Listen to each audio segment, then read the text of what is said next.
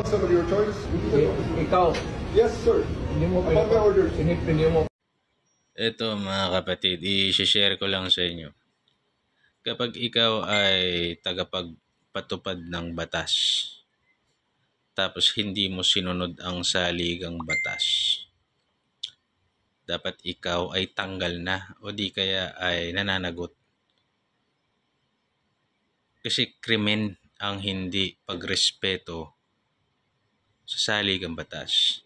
Krimen ang violation of the right to due process, the right to counsel. Kagaya niyan, klarong-klaro. Nung binasa nito ni Diwata, General Diwata, yung Miranda rights, part of which the accused has the right to the counsel of his choice. Ang counsel of choice ng akusado sa pagkakataong yon, si Pangulong Duterte, ay ang kanyang anak na si VP Inday Sara.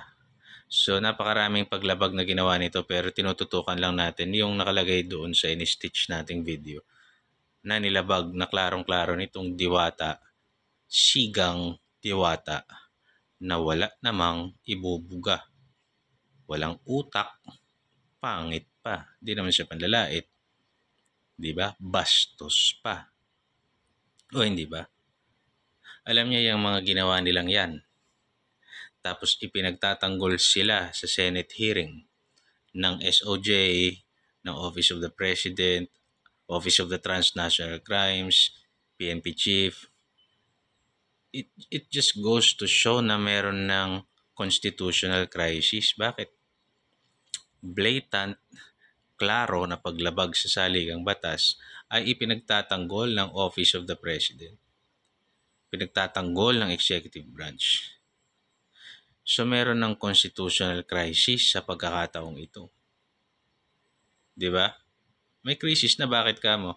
Ang Korte Suprema parang taliri ng kamay. Nagdidesisyon ng Korte Suprema pag tapos na yung issue. Sasabihin nila, it is unconstitutional, pero hindi sila magdidesisyon sa gitna. Kasi nga alam nila crisis na.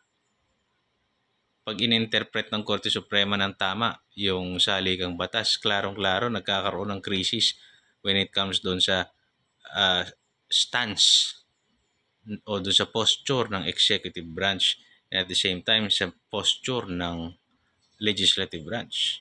Sa ibang issue naman, crisis na kapag ka nagdesisyon ng Korte Suprema when it comes sa impeachment ni Sara Duterte, which is also unconstitutional. So in reality, matagal na tayong may constitutional crisis.